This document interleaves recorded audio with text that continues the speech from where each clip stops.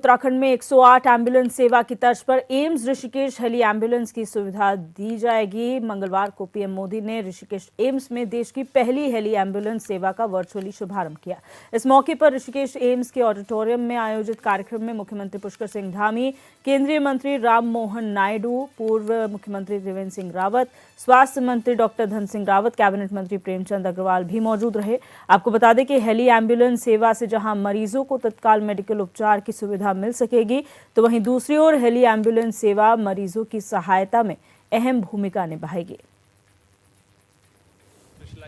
Nurses का एक group है कि चिकित्सा सेवाओं में हेलीकॉप्टर का केंद्र सरकार ने स्वास्थ्य नीति के 5 स्तंभ तय किए हैं। पहला, प्रिवेंटिव हेल्थ केयर, यानी बीमारी होने से पहले का बचाव। दूसरा, समय पर बीमारी की जांच। तीसरा, मुफ्त और सस्ता इलाज, सस्ती दवाएं। चौथा, छोटे शहरों में अच्छा इलाज, डॉक्टरों की कमी दूर करना। और पांचवा, स्वास्थ्य सेवा में टेक्नोलॉजी का विस्तार। भारत अब हेल्थ सेक्टर को होलिस्टिक हेल्थ केयर की नजर से देखता है। आज इस कार्यक्रम में इन 5 स्तंभों की मजबूत झलक दिखाई देती है। अभी यहां लगभग 13,000 करोड़ रुपए की परियोजनाओं का उद्घाटन और शिलान्यास हुआ है। आयुष स्वास्थ्य योजना के तहत 4 सेंटर ऑफ एक्सीलेंस, ड्रोन के जरिए स्वास्थ्य सेवाओं का विस्तार, एम्स ऋषिकेश में हेलीकॉप्टर सर्विस, एम्स दिल्ली और एम्स बिलासपुर में नया इंफ्रास्ट्रक्चर, देश के 5 अन्य एम्स में सेवाओं का विस्तार, मेडिकल कॉलेजों की शुरुआत, नर्सिंग कॉलेजों का भूमि पूजन। देश में स्वास्थ्य सेवाओं के कायाकल्प से जुड़े ऐसे अनेकों काम आज हुए हैं। मुझे खुशी है, इनमें से कई अस्पताल हमारे श्रमिक भाई बहनों के इलाज के लिए बनाए गए हैं। ये अस्पताल हमारे श्रमिक वर्ग की सेवा के केंद्र बनेंगे।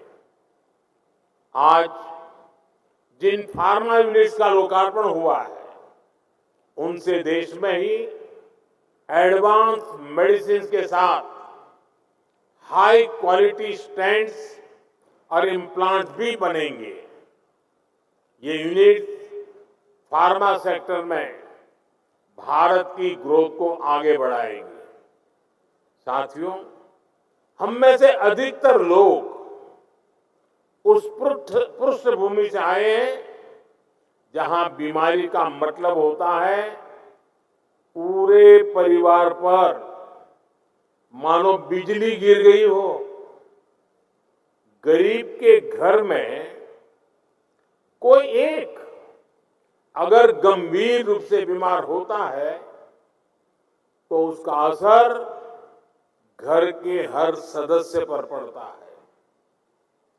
एक समय था जब इलाज में लोगों को घर, जमीनें, गहने सब बिक जाते थे। गंभीर बीमारी के इलाज का खर्च सुनकर ही गरीब की आत्मा कांप जाती थी। बुजुर्ग मां सोचती थी कि अपना इलाज कराऊं या नाती पोते की पढ़ाई। बुजुर्ग पिता सोचता था अपना इलाज कराऊं या घर के खर्च देखूं। इसलिए गरीब परिवार के बड़े बुजुर्गों को बस एक ही रास्ता दिखाई देता था, चुपचाप तकलीफ सहो, दर्द बर्दाश्त करो, चुपचाप मृत्यु का इंतजार करो। पैसे की कमी की वजह से इलाज ना करा पाने की वो बेबसी, वो बेचारगी गरीब को तोड़कर रख देती थी। मैं अपने गरीब भाई बहनों को इस बेबसी में नहीं देख सकता था।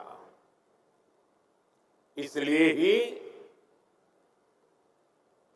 उस संवेदना में से, उस दर्द में से, उस पीड़ा में से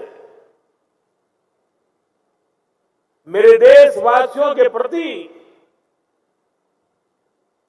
पूर्ण समर्पण भाव में से आयुष्मान भारत योजना ने जन्म लिया है।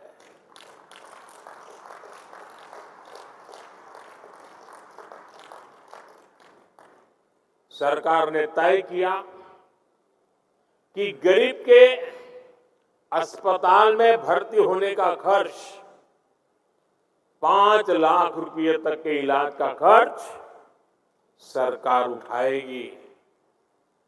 आज मुझे संतोष है कि देश में लगभग 4 करोड़ गरीबों ने आयुष्मान योजना का लाभ उठाया है।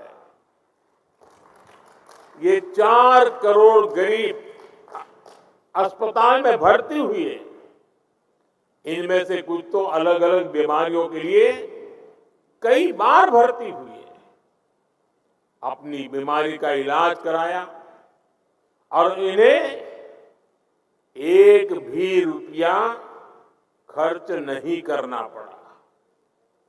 अगर आयुष्मान योजना न होती तो इन गरीबों को करीब करीब 1.25 लाख करोड़ रुपए अपनी जेब से देने होते।